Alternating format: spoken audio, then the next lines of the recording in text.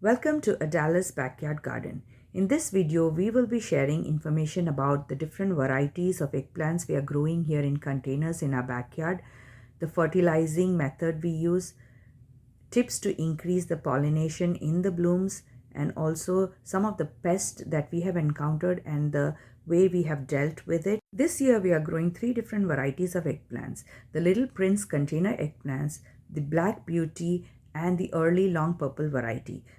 We started these from seeds about February 1st, and after 6 weeks this is the progress they have made. Now by March 30th all of these plants were in the containers outside, and we have used the potting mix that we have made at home. You can find a link to how we make that potting mix right here.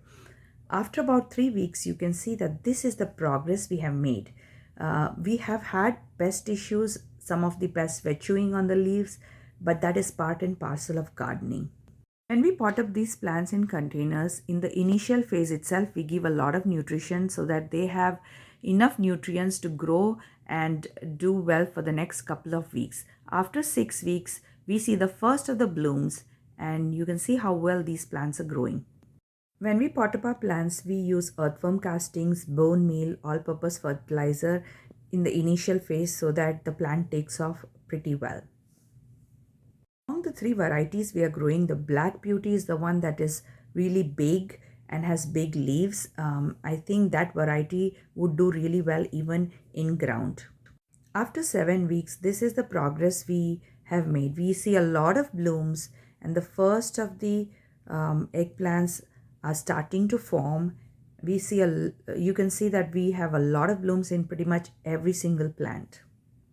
We've had a lot of rain in our area, and so we have seen a lot of pest issues also. But what I've noticed is that these eggplants have grown vigorously despite the rain and have done really well. They have produced a lot of blooms and a lot of eggplants. Plants are heavy feeders, so good soil mix with a lot of nutrition is critical for their growth. I've used medium-sized containers to plant these eggplants. The reason being I want to overwinter these eggplants and see how they do next year. That's why I'm growing them in containers this year. You can see that I've not pruned any of my eggplants. I don't usually prune them. I see many branches in them naturally, so I didn't feel the need to prune them. But if your eggplant is growing like a single stem, you may want to prune them to encourage the stem growth so that you get more blooms. Eggplants love sun, so they will do well if they get a good amount of sunlight and they are not in a completely shaded region of your garden. These eggplants get good amount of sun during the day, and in the afternoon they get some amount of shade, so I guess that has helped them. This variety is the Little Prince container eggplant, and they have produced really well for me.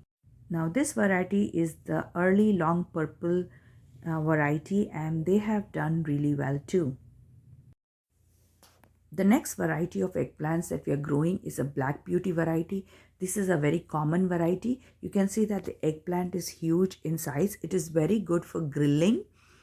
The number of eggplants that you may see in this plant is less compared to the other varieties. If we start harvesting the eggplants, we start giving it the liquid fertilizer every 15 days or so that we continuously keep getting eggplants. We have seen some issues with our eggplants.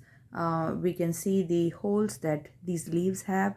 They are created because of an insect called the flea beetle, which is a hopping black colored tiny insect, and it hops from leaf to leaf and pretty much creates a havoc.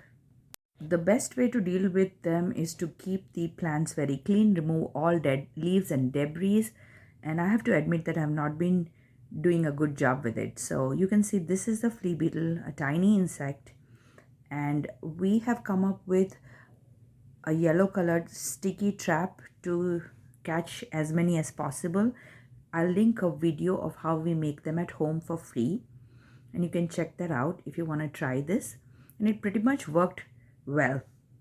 Place these traps in between our plants or on some of our plants, and you can see that they capture some of the flying insects and hopping insects. They do not bother the bees, so that is the best part about this sticky trap. You can see that after a few days, the new leaves that are coming up do not have much of damage, so these traps have worked well. Regularly fertilizing your eggplants is a must to get a good yield. The second thing that we do here in our garden is to hand pollinate our eggplants with a vibrating toothbrush, as you can see, and this ensures pretty much a good yield throughout the season. We love trying different varieties of eggplants, and so we will be trying a complete new set of different varieties of eggplants next year. If you like these kind of videos, please like, share and subscribe to our channel. Thank you.